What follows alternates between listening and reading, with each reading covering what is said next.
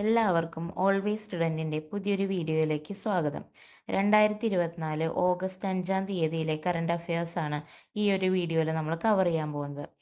ആദ്യത്തെ current affair നോക്കാം. National space day celebrate ചെയ്യുന്നത് ഓഗസ്റ്റ് 23-നാണ്. അപ്പോൾ ഈ വർഷത്തേത് നാഷണൽ സ്പേസ് ഡേയുടെ ഇനോഗ്രൽ സെലിബ്രേഷനാണ്. അപ്പോൾ അതുകൊണ്ട് തന്നെ അതിന് ഇമ്പോർട്ടൻസ് ഉണ്ട്. 2024 നാഷണൽ സ്പേസ് ഡേയുടെ തീം വരുന്നത് touching leaves while touching the moon, India's space ആക. അതാണ് 2024 തീം. എന്തുകൊണ്ടാണ് ഈ ഒരു ഓഗസ്റ്റ് 23 എന്നുള്ള ഡേറ്റ് വന്നത്? 2023 ഓഗസ്റ്റ് 23-നാണ് ഇന്ത്യയുടെ ചാന്ദ്ര ദൗത്യമായിട്ടുള്ള ചന്ദ്രയാൻ 3 മിഷൻ ചന്ദ്രൻ്റെ ശിവശക്തി പോയിന്റ് എന്ന് നമ്മൾ നെയിം ചെയ്തിരിക്കുന്ന ആ ഒരു പോയിന്റിൽ വിക്രം ലാൻഡർ സോഫ്റ്റ് ലാൻഡ് ചെയ്തത്. അതുപോലെ തന്നെ പ്രഗ്യാൻ റോവറും ലൂണാർ സർഫസിൽ ഡിപ്ലോയ് ചെയ്തത് ആ ഒരു സെയിം ഡേറ്റിലാണ്. അതുകൊണ്ടാണ് ഓഗസ്റ്റ് 23 എന്നുള്ളത് നാഷണൽ സ്പേസ് ഡേ ആയിട്ട് സെലിബ്രേറ്റ് ചെയ്യാൻ ഗവൺമെൻറ് ഓഫ് ഇന്ത്യ തീരുമാനിച്ചത്. അപ്പോൾ അത് ഈ വർഷത്തെ ഇനോഗ്രൽ സ്പേസ് ഡേ ആയതുകൊണ്ട് നമുക്കതിന് നല്ല ഇമ്പോർട്ടൻസ് ഉണ്ട്, അത് ഓർത്തിരിക്കാം.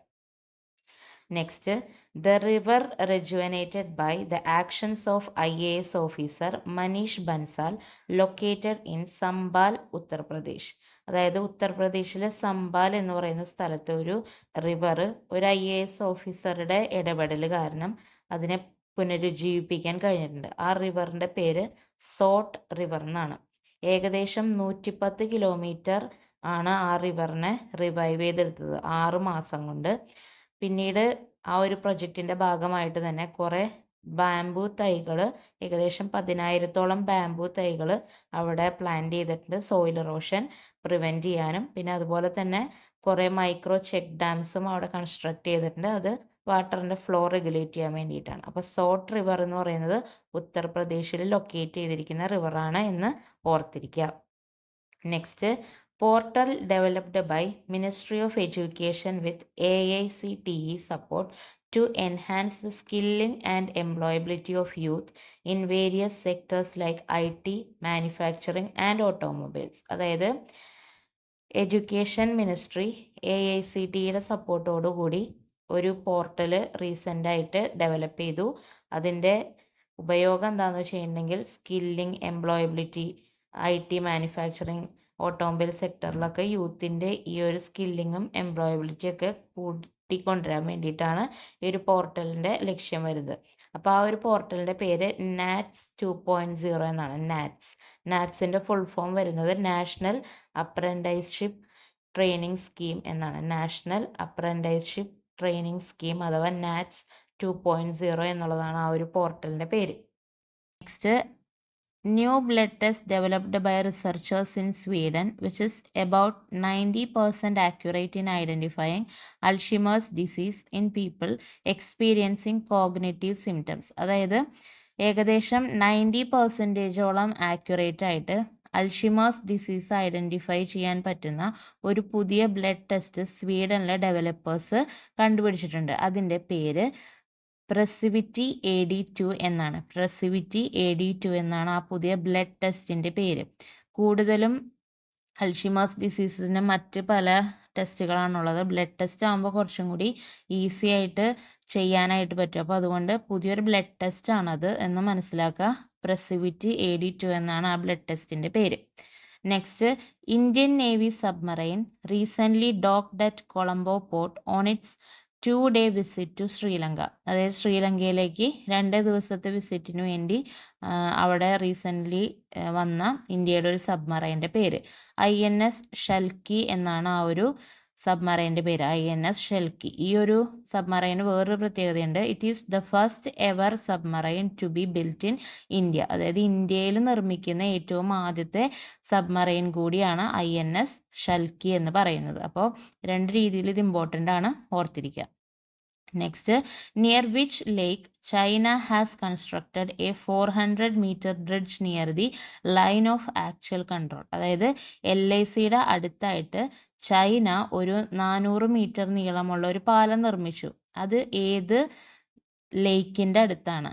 പാൻഗോങ് ലേക്കിൻ്റെ അടുത്താണ് ചൈന ആ ഒരു പുതിയ ബ്രിഡ്ജ് കൺസ്ട്രക്ട് ചെയ്തത്. Pangong lake. Next, initiative by the department of atomic energy or DAE to unites DAE and its 60 sub units under a single umbrella. അതായത് ഡിപ്പാർട്ട്മെന്റ് ഓഫ് ആറ്റോമിക് എനർജിയും അതിൻ്റെ 60ഓളം വരുന്ന സബ് യൂണിറ്റ്സിനെയും കൂടി ഒരൊറ്റ കുടക്കീഴിൽ കൊണ്ടുവരാനായിട്ട് ആ ഒരു ഡിപ്പാർട്ട്മെന്റ് കൊണ്ടുവന്ന പുതിയ ഇനീഷ്യേറ്റീവിന്റെ പേര്. ആൻസർ ODOS എന്നാണ്. അതായത് 1 DAE 1 സബ്സ്ക്രിപ്ഷൻ. 1 DAE 1 സബ്സ്ക്രിപ്ഷൻ, അതായത് 1 department of atomic energy 1 subscription എന്നുള്ളതാണ് അതിൻ്റെ പൂർണ്ണരൂപം, ODOS. അപ്പോൾ ആ ഒരു പ്രോഗ്രാം അല്ലെങ്കിൽ ആ ഒരു ഇനീഷ്യേറ്റീവ് കൊണ്ടുവന്ന് ഡിപ്പാർട്ട്മെന്റ് ഓഫ് ആറ്റോമിക് എനർജി ആണ് എന്നുള്ളത് ഓർത്തിരിക്കുക. പെട്ടെന്ന് DAE എന്ന് കാണുമ്പോൾ എന്താണെന്ന് മനസ്സിലാവില്ലല്ലോ. അപ്പോൾ അതുകൊണ്ട് 1 DAE 1 സബ്സ്ക്രിപ്ഷൻ ഏത് ഡിപ്പാർട്ട്മെന്റ് കൊണ്ടുവന്നാണെന്ന് ചോദിച്ചാൽ അത് ഡിപ്പാർട്ട്മെന്റ് ഓഫ് ആറ്റോമിക് എനർജി ആണെന്ന് മനസ്സിലാക്കുക. Next, corporate social responsibility or CSR initiative launched by CIL എന്ന് പറഞ്ഞാൽ എന്താ? Coal India limited to provide scholarship to children who lost their parents to COVID-19 and were unable to continue their studies. അതായത് call India limited അടുത്തിടെ ഒരു CSR initiative launch ചെയ്തു. എന്തിനു വേണ്ടിയിട്ടാണ്?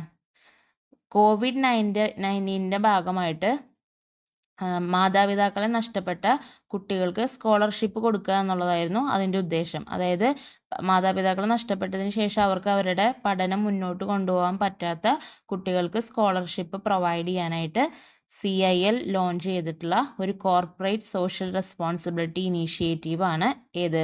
CIL Ashish scheme. Okay, അപ്പോൾ ആ ഒരു സ്കീം ആരാണ് ലോഞ്ച് ചെയ്തത്? എപ്പോഴും CIL ഫ്രണ്ടിൽ ഉണ്ടാവണമെന്നില്ല. CIL എന്ന് പറയുന്നത് കോൾ ഇന്ത്യ ലിമിറ്റഡ് ആണ്. ആഷിസ് സ്കീമാണ് ഈ ഒരു പുതിയ ഇനീഷ്യേറ്റീവ് ലോഞ്ച് ചെയ്തത്. കോൾ ഇന്ത്യ ലിമിറ്റഡ് ആണ്. എന്തിനു വേണ്ടിയിട്ടാണ്? COVID-19 ഭാഗമായിട്ട് മാതാപിതാക്കളെ നഷ്ടപ്പെട്ട് അവർക്ക് പഠനം മുന്നോട്ട് കൊണ്ടുപോകാൻ പറ്റാത്ത കുട്ടികൾക്ക് സ്കോളർഷിപ്പ് പ്രൊവൈഡ് ചെയ്യുക എന്നുള്ളതാണ് ആ ഒരു പരിപാടിയുടെ ലക്ഷ്യം. അപ്പോൾ ഇത്രയാണ് ഇന്നത്തെ ഈ ഒരു വീഡിയോയിൽ കവർ ചെയ്യുന്നത്. അപ്പോൾ എല്ലാവർക്കും ഈ ഒരു ഇനീഷ്യേറ്റീവ് ഹെൽപ്ഫുൾ ആണെങ്കിൽ നമ്മുടെ ചാനലൊന്ന് സബ്സ്ക്രൈബ് ചെയ്ത് സപ്പോർട്ട് ചെയ്യുക. എല്ലാവർക്കും താങ്ക്സ് ഫോർ വാച്ചിങ്.